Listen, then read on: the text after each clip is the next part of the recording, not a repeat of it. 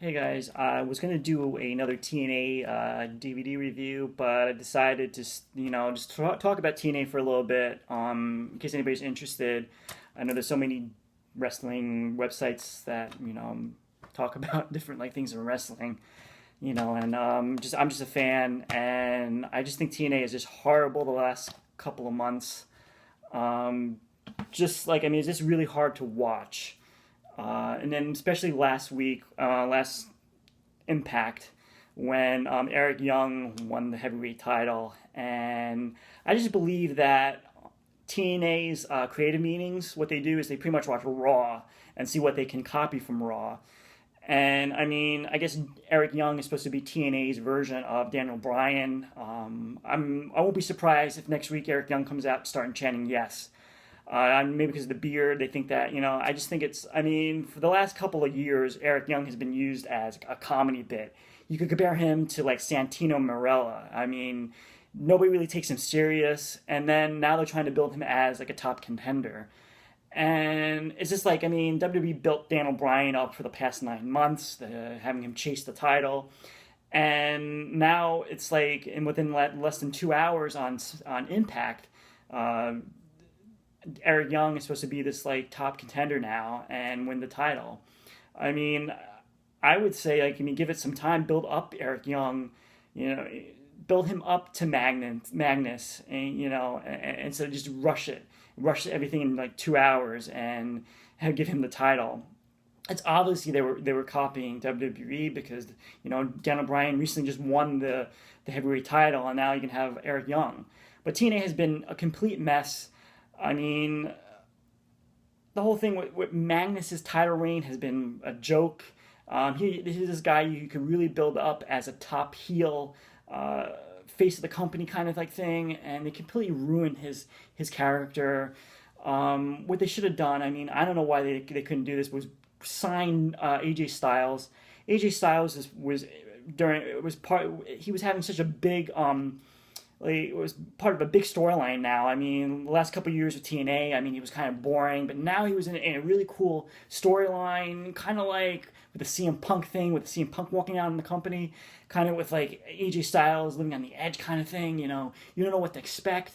And I really thought, I really believed that Lockdown, it was going to be Magnus and AJ Styles inside a cage for the TNA title. I really believed that that was where they were going, and unfortunately, I mean, they're not re-signing AJ Styles. It's just, it's becoming really a joke, even with Dixie Carter being like the heel authority, kind of like Triple H and Stephanie McMahon. And I just like, I don't, and then now they bring in MVP. I never was a big fan of MVP, and he's kind of like trying to be kind of like The Rock. Some of his promos are kind of like The Rock. I mean, and then they bring in the American Wolves, and the American Wolves have been wasted. I mean, like, they're feuding with Bromans, and that feud seems to be going on for like a couple of months, and it's just really bad. And I mean, it's just you can't even watch it. I mean, there's no Sting anymore. And I know, like, everybody says that Sting is old. They should get the younger talent. But it was fun to watch Sting wrestle. Kurt Angle's being wasted. What the hell are they doing with Kurt Angle? I mean, I don't get it. And then it's just really bad. And I know this is like a rant about TNA, but they had so much potential. I mean, last year with the Aces of Eight angle could have been a lot better, but it's just like bad. Now they're going back to having pay-per-views. Now last year they only had like 4 or 3 pay-per-views. Now it looks like they're going to be having monthly pay-per-views again. And then also the Jeff Hardy thing with the Willow character doesn't make any sense. Why did you bring Jeff Hardy back? Jeff Hardy, I mean, have him feud with Magnus. I've been okay with if Jeff Hardy got the title shot against Magnus at Lockdown or something like that. They built, because if you saw how Magnus won the title, he defeated Jeff Hardy in the finals of that tournament. I mean, come on. I mean, have Jeff Hardy come back and then win the title or something, or feud.